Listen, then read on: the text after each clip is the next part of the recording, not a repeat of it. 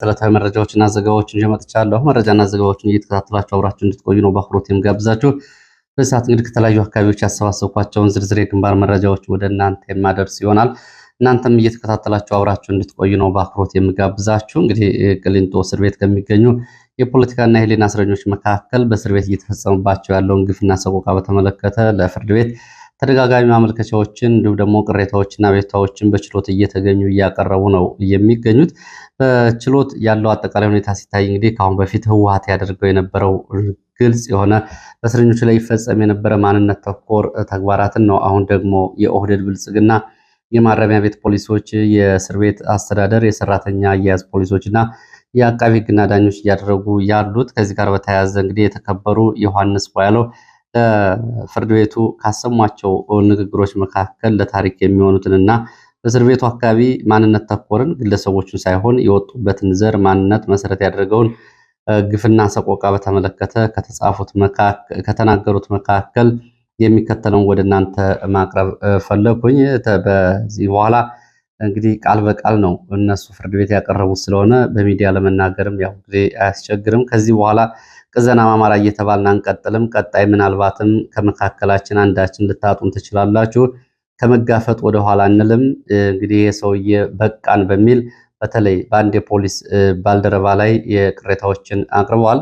የተከበሩ ዮሐንስ ቧያለው ህዳር 16 2018 ለፌዴራል ከፍተኛ ፍርድ ቤት ልደታ ምድብ ችሎት ከተናገሩት ነው እንግዲህ ይሄ የተወሰደው። የተከበሩ ዮሐንስ ቧያለው ህዳር 16 2018 በፌዴራል ከፍተኛ ፍርድ ቤት ልደታ ምድብ ችሎት ተከሳሾች በቀረቡበት ወቅት የቅሊንጦ ማረሚያ ቤትን እና ግቢ ጥበቃ ደህንነት ኃላፊ ኢንስፔክተር ድሪባ ሰንበቶን በተመለከተ ካቀረቧቸው አቤቱታዎች መካከል ክቡር ዳኞች ልታዳምጡን ይገባል። መስማት ካልቻላችሁ ግን ከዚህ በላይ ህይወታችን ጉዳይ ኃላፊነቱን የምትወስዱት እናንተ ትሆናላችሁ። ዳኛው ከአቤቱታችሁን በጽሁፍ አቅርቡልን ሲሉም የጠየቁትን ጥያቄ አቶ ዮሐንስ ውድቅ በማድረግ ትንሿን ይችን ነገር ባካችሁ ስሙን፣ በእናንተ ሌላውን መንግስት እንደሚያደርግ እናውቃለን፣ ይችን ትንሿን እንኳ የማረሚያ ቤት አቤቱታ ስሙን በሚል ምሬታቸውን አሰምተዋል። ከዚህ በፊት የተፈቀደው መብታቸው ሳይነካ ተፈጻሚ ይሁን ብላችሁ ትእዛዝና አለፍ ብላችሁ ምክር ጭምር መስታችሁ እየታወቀ ነገር ግን እስካሁን አንድም ተፈጻሚ የሆነ ትእዛዝም ሆነ የተስተካከለ ጉዳይ የለም።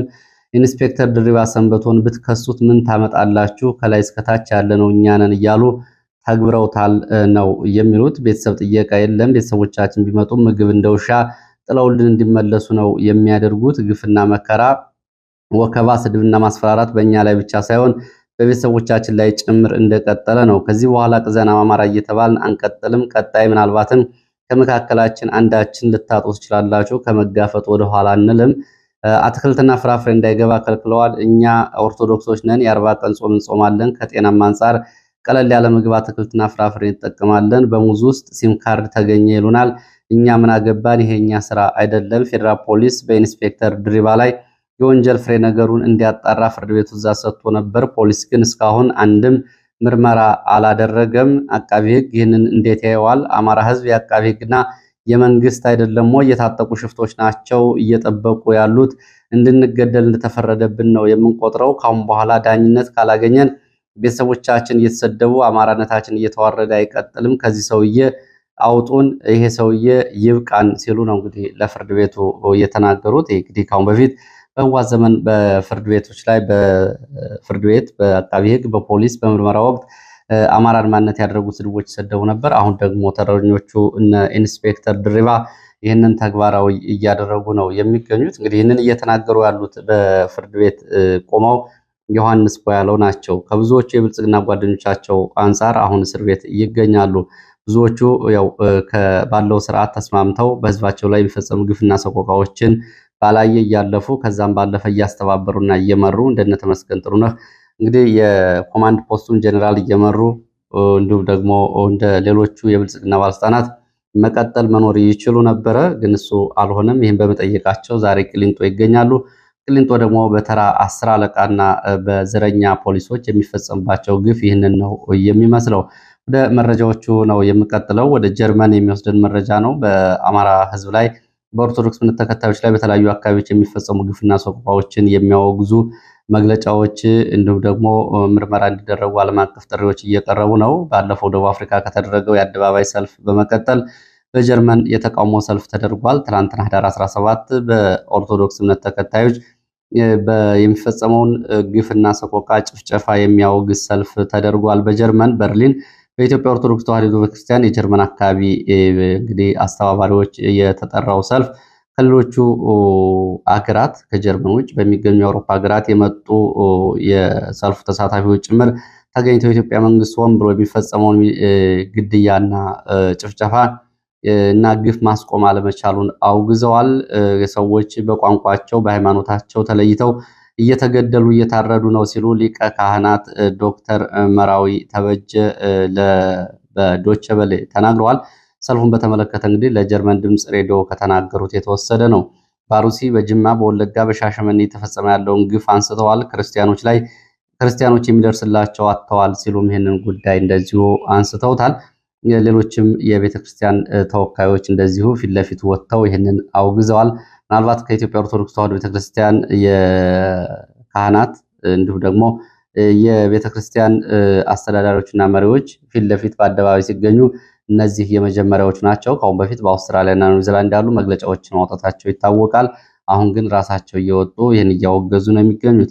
በተመሳሳይ በአሜሪካ የሚገኘው ፌዴሬሽን አምሃራ ኖርዝ አሜሪካ የሚባለው ፋና በአጽሮት ስሙ የተፈጸመውን አስገዶ መድፈር ቢቢሲ ባለፈው ያወጣውን ዘገባ በተመለከተ እንደዚሁ መግለጫ አውጥቷል።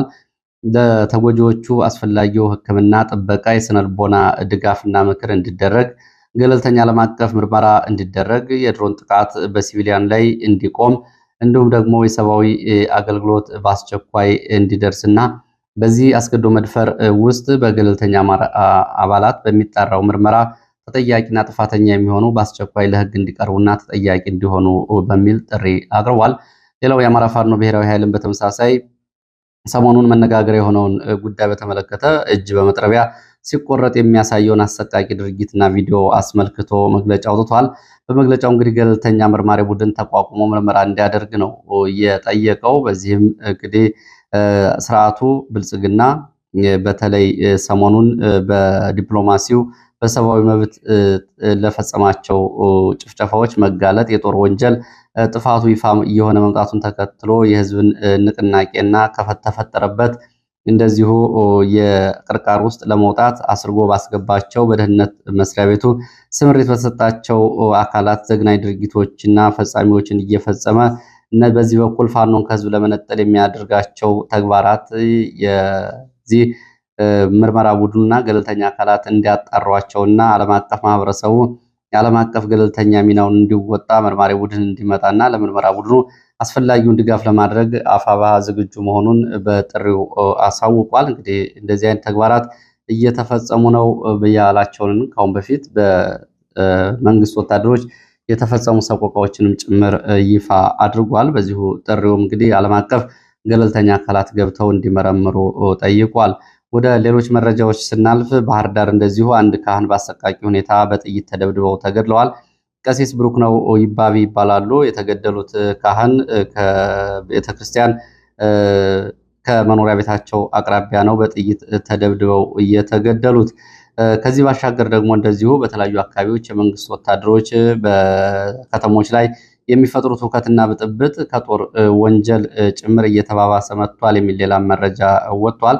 በተለያዩ ከተሞች ከካምፕና ከስምሪት ውጭ በየግሮሰሪ መሸታ ቤት፣ ቁማር ቤቶች ከነመለዮ ዩኒፎርማቸውና ከነትጥቃቸው እየገቡ የተለያዩ አስነዋሪ ድርጊቶችን የሚፈጽሙ የመንግስት ወታደሮች ሀይ የሚላቸው የለም። በሌሎችም በሌሊትም በቀንም የከተማ ህዝብ አደጋ ላይ ጥለዋል። እንግዲህ ያው ከሚደረገው ጦርነት ባሻገር መንግስት በተቆጣጠራቸው አካባቢዎች ነው እንደዚህ አይነት ህዝብ ቅሬታ እያቀረበ የሚገኘው። በቡድን በመሆን ሴቶችን ይወስዳሉ፣ ይደፍራሉ፣ የምሽት ተኩስ በቡድን ይተኩሳሉ በተደጋጋሚ። ይህንን በተመለከተ በየከተሞቹ ያሉ ነዋሪዎች ለአዛዦቻቸው ቢነግሩም የሚስተካከል ነገር የለም። በፍጹም የወታደር ጨዋነትና የወታደር ዲሲፕሊን የሌላቸው ከየጎዳናው ታፍሰው የመጡና መለዮ የለበሱ አሁንም ማደሪያቸውን ቁማር እንዲሁም ደግሞ ሴሰኝነት፣ መጠጥ ቤት፣ ጫት ቤት ያደረጉ ወታደሮች በየከተሞቹ ሁከት ብጥብጥ እየፈጠሩ ነው ሲሉ ነው የመረጃ ምንጮቹ የገለጹት። የሚገርመው ይላሉ አንድ የዓይን እማኝ፣ የሚገርመው በሌሊት በየመንገዱ ወድቀው የሚገኙና ጧት ጧት ከውሾች ጋር ከመለያቸው ጭምር የሚታዩ ወታደሮች አሉ። ማታ የትም ሲጠጡ ያመሹና ጠዋት በየጎዳናው ወድቀው ከውሾች ጋር ተኝተው የሚታዩ አሉ። ይህንን ስመለከት መለየውን ስመለከት እኔ ተሳቀቅኩ ይላሉ የመረጃ ምንጩ። የከፋው ነገር ለሚጠጡት፣ ለሚበሉት፣ ለሚጠቀሙበት ለእያንዳንዱ ክፍያ ሲጠየቁ አፈሙዝ ነው የሚያዞሩት። እነዚህ ወታደሮች ከህዝብ ጋር በፍጹም በቋንቋ ሁሉ አማርኛ መናገር የማይችሉ ሁሉ አሉ። እንግዲህ ከላሊበላ ወሎ፣ ከእብናት ጎንደር፣ ከጎጃም ደንበጫ፣ ከሜጫ ጎጃም፣ አቸፈር ጎጃም፣ አዲስ ዘመን ጎንደር፣ መተማ ጎንደር፣ ሸዋሮቢት ሸዋ፣ ራያ ቆቦ ወሎ፣ መርሳ ወሎ የመጡ ተመሳሳይ የሆኑ ቅሬታዎች ናቸው። እንግዲህ በህዝብ ላይ እነዚህ ስርዓት የሌላቸው ወታደሮች እየፈጸሙ ያሉትን ጉዳይ። ዋናው ነገር ደግሞ ለአለቆቻቸውም ሪፖርት ተደርጎ ምንም ማስተካከያ አይሰጥም። ብዙዎቹ እንግዲህ ዩኒፎርማቸውን ለብሰው ሰክረውም መንገድ ዳር ከውሻ ጋር ወድቀው የሚያድሩ ናቸው ነው የተባለው። በዚህ ምክንያት የከተማ ነዋሪዎች የተወሰኑ አቅም ያላቸው ከ10 ዓመት በላይ ያሉ ታዳጊ ሴት ልጆቻቸውን ወደ ተለያዩ ከተሞች ልከዋል ሲሉ የመረጃ ምንጮቹ ገልጸዋል። ብናት እንደዚሁ አንድ የ8 ዓመት ልጅ መታገቱንም የደረሰ መረጃ ያሳያል። አንድ የ8 ዓመት ልጅ ከባለፈው እሁድ ጀምሮ ከመኖሪያ ቤቱ መሀል ከተማ ታግቶ ተወስዷል። በማን እንደታገተ የታወቀ ነገር የለም። በትላንትናው ዕለት እንግዲህ ጫማውን አምጥተው በር ላይ ጥለው ቤተሰቦቻቸውን ሰቀቀን ላይ ጥለዋቸዋል። 800 ሺህ ብር ነው የተጠየቀበት ነው የተባለው። ይሄ እየሆነ ያለው እንግዲህ የመንግስት ወታደሮችና የመንግስት ወታደራዊ ካምፖች ባሉበት መሀል ከተማ ነው። ወደ መተማ ስንሄድ በመተማ ኮኪት የሚሊሻ አባላት በፋኖ ተይዘው ተወስደዋል። ህዳር 16 2018 ዓ.ም 3 የሚሊሻ አባላት ከመኖሪያ ቤታቸው አመሻሹን እስከ ትጥቃቸው በፋኖ ተይዘው ተወስደዋል። በተመሳሳይ ቆቦ 2 የሚሊሻ አባላት ከተማ ውስጥ መገደላቸው ትላንትና መዘገቡ ይታወቃል። የሚሊሻ አባላቱ እንግዲህ መገደላቸውን በተመለከተ የተለያዩ መረጃዎች እየወጡ ነው። ምርጥ 50 የሚባሉ የመረጃና የዘመቻ አስተባባሪ ናቸው ከተገደሉት ውስጥ የሚገኙበት። መሳሪያቸውን ተወስዷል። በሚሊሻ አባላቱ ላይ ጥቃት የፈጸሙት ዩኒፎርም የለበሱ ወጣቶች ናቸው። ይህንን ተከትሎ እንግዲህ ትጥቃቸውም ተወስዷል። ፖሊስ ጣቢያ ላይ ሚሊሻና ፖሊስ እንደዚሁ አፈሙዝ ተዘዋዙረው ነበር። በእነዚህ ሚሊሻዎች መገደል ምክንያት መከላከያ ጣልቃ ገብቶ ነው ፖሊስና ሚሊሻዎቹን የገላገላቸው ብለዋል። ምስራቅ አማራ ፋኖ የኮር 1 ኮር 2 አማራ ፋኖ ብሔራዊ ኃይል ማለት ነው ስለ እነዚህ ሚሊሻ ግድያዎች ኃላፊነቱን መውሰዱና አስርጎ ባስገባቸው ጥቃት ፈጻሚዎች እርምጃ መወሰዱን ገልጿል። ሰሜን ወሎ ተጨማሪ መረጃ ላድረስ። ሰሜን ወሎ አንድ ወታደራዊ አዛዥ ከግዳጅ ቀጠናቸው ጠፍተዋል የሚል መረጃ ነው። በሰሜን ወሎ ሙጃ ግዳን ቀጠና አንድ ወታደራዊ አዛዥ ከግዳጅ ስምሪት ቀጠናቸው ጠፍተዋል ተብሏል። ወታደራዊ አዛዡ ከፍተኛ ማዕረግ ያላቸው እንደሆኑ የሚገልጹት የመረጃ ምንጮቹ ምናልባት ዝቅተኛ ሌተናል ኮሎኔል ይሆናሉ የሚል መረጃ ነው የሰጡት። ወደ ሙጃ ወንዳች ባለው ቀጠና ግዳጅ ላይ እንዳሉ ነው እየጠፉት። ባለከፍተኛ ወታደራዊ ማዕረጉ አዛዥ ጉዳዩ መረጃው እንዳይወጣ ሌሎች ወታደሮች ጉዳዩን ይዘዋል። አልጠፉም። ለስራ ወደ ወልዲያ ሄደው ነው ሰሜን ምስራቅ እዝ ጥሪ አድርጎላቸው ለስራ ሄደዋል የሚል ምላሾችን እየሰጡ ቢሆንም ግን እውነታው ግን ይሄ አዛዥ ከስምሪት ቀጠናና ከግዳጅ ቀጠናቸው ወጥተዋል። ከሁለት ወታደሮች ጋር የጠፉት አዛዥ እንግዲህ በሲቪል ለብሰው ከሁለት ወታደሮች ጋር በመሆን ነው እንደወጡ የሚገለጸው። እንግዲህ እስካሁን ድረስ የተገኘ ነገር የለም። ፎቶቸው ለሚሊሻዎች ለየአካባቢ ሚሊሻዎች ተበትኗል።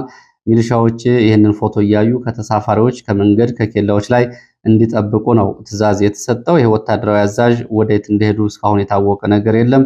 በእርግጠኝነት ግን ፋኖን አልተቀላቀሉም ሲሉ የመረጃ ምንጮቹ ገልጸዋል። ወዴት እንደሄዱ ግን የታወቀ ነገር የለም። ወደ ግንባር መረጃዎች ሲሄድ ሰሜን ወሎ እዚሁ ላስታ ያለውን መረጃ ላስከትል። በሰሜን ወሎ ላስታ ከላሊበላ በቅርብ ርቀት በሚገኘውና በአየር ማረፊያ አቅራቢያ ትናንትና በተደረገው ውጊያ ሰብአዊ፣ ቁሳዊና ወታደራዊ ኪሳራ ደርሷል።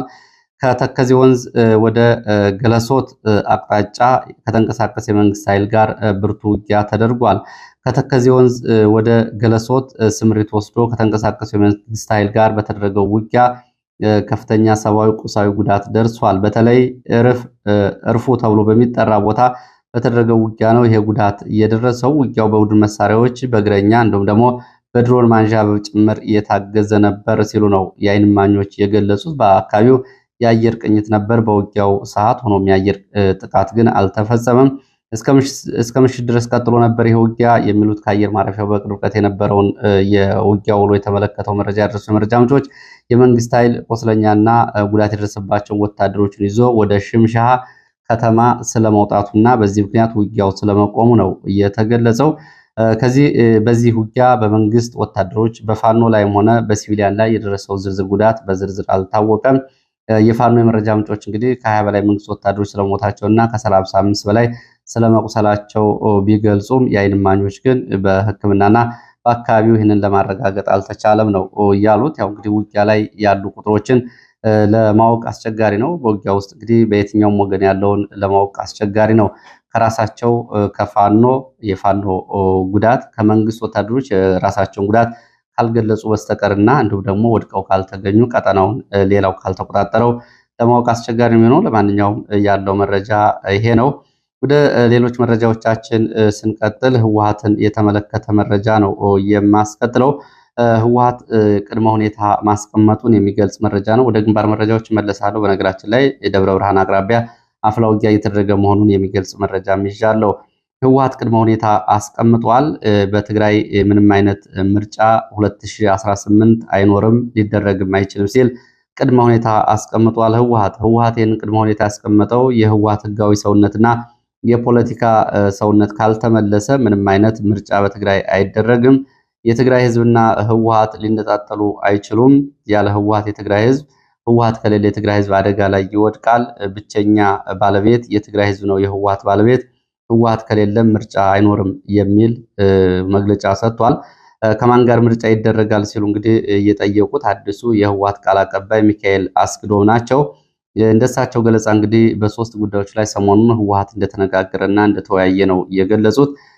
አንደኛው የተነጋገሩበት ጉዳይ የፕሪቶሪያውን የሰላም ስምምነት እና ተገባበሩን በተመለከተ፣ ሁለተኛው የ2016 ጉባኤና ከዛ በኋላ የተወሰኑ ውሳኔዎችን እና አፈጻጸማቸውን በተመለከተ፣ ሶስተኛው ጉዳይ ደግሞ የነጌታቸው ረዳን ጉዳይ እንደ አጀንዳ አድርገው ህወሓት እንደተወያየበት ነው የገለጹት። ከነዚህ ውይይቶቻቸው ላይ እንግዲህ ስምምነት ላይ የተደረሰባቸው እንደ ቃል አቀባዩ እነጌታቸው ረዳ አቅም ፈጥረዋል የሚል ግምገማ ተነስቷል። እነጌታቸው ረዳ የነሱ የፈጠሩት አቅም የነሱ ጉዳይ ሲገመገም የፌዴራል መንግስቱ መጠቀሚያ ኃይል ሆነዋል፣ ኃይል ግን አውጥተዋል ሲሉ ነው የገለጹት። በዚህ ግምገማና በዚህ መግለጫ ላይ የፕሪቶሪያ የሰላም ስምምነት ተጥሷል፣ በከፍተኛ ኮማንድ የታዘዘ የድሮን ጥቃት ተፈጽሞብናል ሲሉ ቃል አቀባዩ ይህንንም ይፋ አድርገዋል። በአጠቃላይ እንግዲህ የፕሪቶሪያ የሰላም ስምምነት አፈጻጸም በተመለከተ አሁንም ፖለቲካዊ ውይይት እንዲደረግ ጥሪ አቅርበዋል። ወልቃይትን በተመለከተ እንደዚሁ ያነሷቸው ጉዳዮች አሉ። ከሰሞኑ የአየር በረራ መጀመር ጋርም በተያያዘ እንደዚሁ በመግለጫው አንስተዋል። ሌላው ከህወሓት አንጻር ተጨማሪ መረጃ የህወሓት ወታደራዊ አዛዦች ህዳር 20 የፊታችን ህዳር 20 ከሁለት ቀን በኋላ በአክሱም ከተማ ወታደራዊ ስብሰባ ያደርጋሉ የሚል መረጃ ነው የወጣው። አጀንዳው አልታወቀም፣ በምን ጉዳይ እንደሚሰባሰቡ። ሁሉም ከኮር በላይ ያሉ የታጣቂ አዛዦች፣ የግንባር አዛዦች፣ የማዕከላዊ ኮማንድ አዛዦች ይሰባሰባሉ በአክሱም ከተማ ነው የተባለው። ሱዳን ያሉትም የአርሚ 70 የሳምሪ ቡድን አባላት በተመሳሳይ ቀን እንደዚሁ ስብሰባ ያደርጋሉ ብለዋል። እንግዲህ ወታደራዊ ስብሰባው ምናልባት ዘመቻ እንጀምራለን ከሚለውና ዘመቻ መከታ እንዲሁም ደግሞ ወልቃይትን በኃይል እንወራለን ከሚለው ጋር የተያያዘ ሊሆን ይችላል የሚል ግምት እንዳላቸው መረጃ ምንጮች ገልጸዋል። አጀንዳው ግን አልታወቀም። ከዚህ ጋር በተያያዘ በትግራይ የሰላም ኃይሎች ያሉ ወታደራዊ አዛዦች እና ታጣቂዎቹን እንደዚሁ የሚያግባባ የሽማግሌ የሚያስኮበልል ወታደራዊ ቡድን እና እንደዚሁ ደግሞ በልመናም በተለያየ ጥቅማ ጥቅም የሚያማልል ቡድን ተቋቁሟል። በአፋር ግንባር ያለውን የትግራይ የሰላም ኃይል ታጣቂ እነ ሸሪፎ እና ሌሎች ሁለት አዛዦችን ጨምሮ ከየማህበረሰቡ የተወከሉ ሰዎች አሉ። በጠለምት በኩል ያለውን ኮሎኔል ለገሰን ጨምሮ ሌሎች የሚያስተባብሩ አሉ። ታጣቂዎቹ ወደ ቀድሞ ይዞታቸው ወደ ትግራይ ሰላም ኃይል ወደ ትግራይ መከላከያ ኃይል ወይም ደግሞ የትግራይ ታጣቂዎች እንዲመለሱ ነው ይህንን ጥሪ ያቀረቡት። ከላይ በህወሓት ግምገማ ላይ የፌዴራል መንግስቱ ታጣቂዎችን እያስታጠቀና እያሰለጠነ ነው የሚለው እንግዲህ በዚህ መፍትሄ አቅጣጫ ተቀምጦለታል ነው እየተባለው። ወደ ሌሎች መረጃዎች አልፋለሁ። አስገዳጅ ወታደራዊ አፈሳና ምልመላን የተመለከቱ መረጃዎች ናቸው ያሉት። በተለያዩ አካባቢዎች አስገዳጅ ወታደራዊ አፈሳና ምልመላ እየተደረገ ነው፣ ተጠናክሮ ቀጥሏል። እድሜያቸው ከ14 እስከ 16 ዓመት ያሉ ታዳጊዎች እየታፈሱ ወደ ወታደራዊ ካምፕ እየተወሰዱ ነው። ዛሬ ከደቡብ ጎንደር እብናት ከተማ የወጣ መረጃ እንደሚያሳየው አንድ የ12 ዓመት ታዳጊን ጨምሮ ሌሎች የ13 የ14 ዓመት ታዳጊዎች ከትምህርት ቤት በር በወረዳው አፈጉባኤ ሴት ነች አፈጉባኤዋ እና በቀበሌ አስተዳደርና በሚሊሻዎች ሲታፈሱ ማየታቸውን አንድ አይን እማኝ ለኢትዮ ፎከስ ገልጸዋል። በተመሳሳይ ሰሜን ወሎ ቆቦ ለጉልበት ስራ መንገድ ላይ የሚቆሙና ከተማ ውስጥ የሚቆሙ ክምር ድንጋይ ለገበያ ጭምር የሄዱ ወጣቶችን፣ ደንበጫ እንደዚሁ ለእርሻ ስራ ሲንቀሳቀሱ የነበሩ ወጣቶችን፣ ዳንግላ እንደዚሁ እነዚህ ወጣቶች እድሜያቸው ያልደረሰ ወጣቶች ታፍሰው ወደ ወታደራዊ ማቆያ ካምፕ ተወስደዋል ሲሉ ከየአካባቢ ያሉ የዓይን እማኞች ይህንን ገልጸዋል።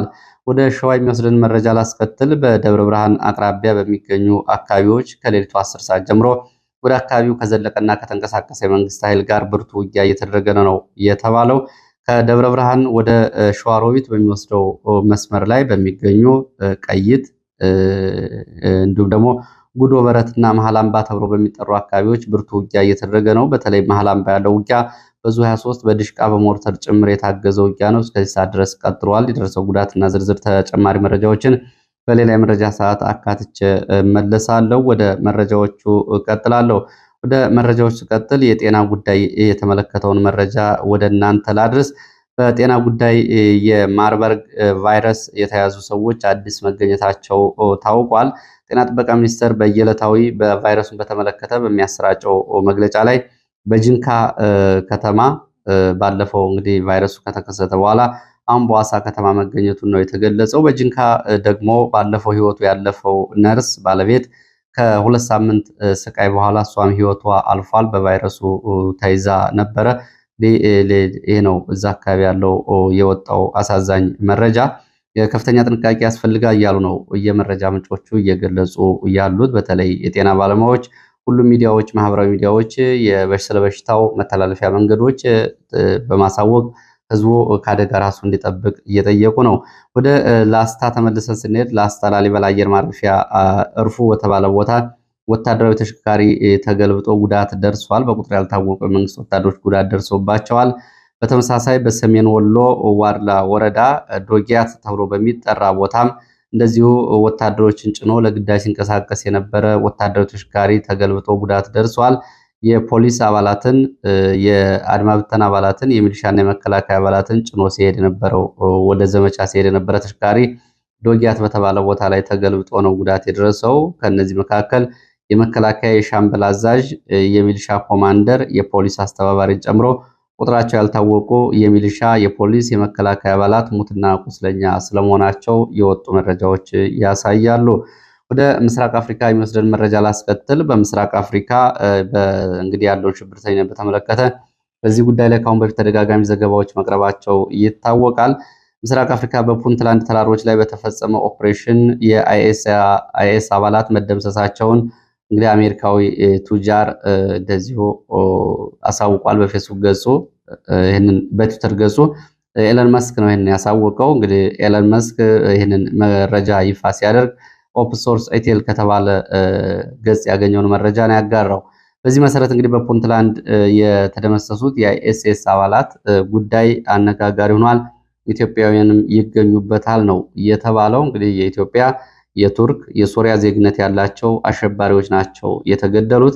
እንግዲህ ከዚህ በፊት ከዚህ ጉዳይ ጋር በተያያዘ ከፑንትላንድ ተራሮች እስከ ባሌ ተራሮች ድረስ የተዘረጋ ድሴል አለ በሚልና በዚህ ባሮሲና በባሌ ጥቃቶችን የሚፈጽመው እንዲሁ በዘልማድ አይደለም፣ ይሄ ጉዳይ መጣራት አለበት የሚሉ መረጃዎች ከአሁን በፊት በተደጋጋሚ ሲሰጡ ተጨባጭ መረጃዎችም ሲቀርቡባቸው ቆይተዋል። አሁን እየወጡ ያሉ መረጃዎች እንግዲህ ትስስሩን የሚያሳዩ ናቸው። ለዚህ ሰዓት ከተለያዩ አካባቢዎች ያሰባሰብኳቸው መረጃዎች እነዚህ ነው የሚመስሉት። ስለተከታተላችሁ በእጅጉ አመሰግናለሁ። በሌላ ተመሳሳይ መርሃ ግብር እስከምንገናኝ ድረስ መልካም ጊዜ